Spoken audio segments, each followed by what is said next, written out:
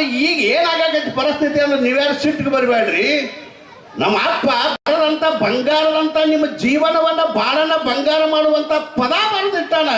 ಅವ್ರು ಬಿಡ್ತೀರಿ ಅಂತ ಹಲಗಾಟ ಪದ ಹಾಡ್ತೀರಿ, ಅದು ನಿಮ್ಮ ಹಾರ ಮತಕ್ಕೆ ಯೋಗ್ಯ ಅಲ್ಲ ಅಂತ ಈ ಸಭಾದಾಗ ಹೇಳ್ತಾರೆ.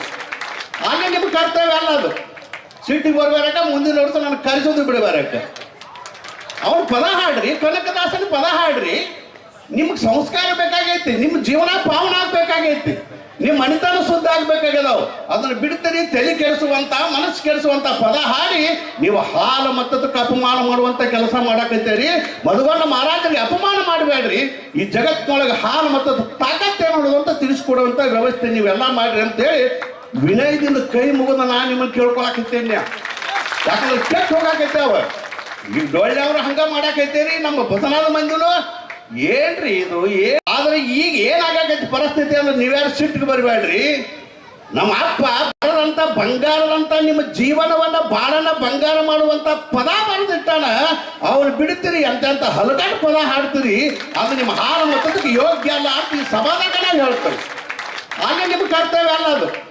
ಸಿಟ್ಟಿಗೆ ಬರ್ಬೇಕ, ಮುಂದಿನ ವರ್ಷ ನಾನು ಕರೆಸೋದು ಬಿಡಬೇಕ. ಅವ್ರು ಪದ ಹಾಡ್ರಿ, ಕನಕದಾಸನ ಪದ ಹಾಡ್ರಿ. ನಿಮ್ಗೆ ಸಂಸ್ಕಾರ ಬೇಕಾಗೈತಿ, ನಿಮ್ಮ ಜೀವನ ಪಾವನ ಆಗ್ಬೇಕಾಗೈತಿ, ನಿಮ್ಮ ಮನಿತನ ಶುದ್ಧ ಆಗ್ಬೇಕಾಗ್ಯದಾವ್. ಅದನ್ನ ಬಿಡ್ತೀರಿ, ತಲೆ ಕೆಡಿಸುವಂತ ಮನಸ್ಸು ಕೆಡಿಸುವಂತ ಪದ ಹಾಡಿ ನೀವು ಹಾಲು ಮತ್ತದಕ್ಕೆ ಅಪಮಾನ ಮಾಡುವಂತ ಕೆಲಸ ಮಾಡಾಕೈತೇರಿ. ಮಧುವಣ್ಣ ಮಹಾರಾಜರಿಗೆ ಅಪಮಾನ ಮಾಡಬೇಡ್ರಿ. ಈ ಜಗತ್ತಿನೊಳಗೆ ಹಾಲು ಮತ್ತದ ತಾಕತ್ತೇ ನೋಡೋದು ಅಂತ ತಿಳಿಸ್ಕೊಡುವಂತ ವ್ಯವಸ್ಥೆ ನೀವೆಲ್ಲ ಮಾಡ್ರಿ ಅಂತೇಳಿ ವಿನಯದಿಂದ ಕೈ ಮುಗಿದ ನಾನು ನಿಮ್ಮನ್ನು ಕೇಳ್ಕೊಳಕೈತೇನೆ. ಯಾಕಂದ್ರೆ ಕೆಟ್ಟ ಹೋಗಾಕೈತೇವ. ಈಗ ಡೊಳ್ಳೆವ್ರು ಹಂಗ ಮಾಡಾಕೈತೇರಿ, ನಮ್ಮ ಬಸನಾದ ಮಂದಿನು ಏನ್ರಿ ಇದು.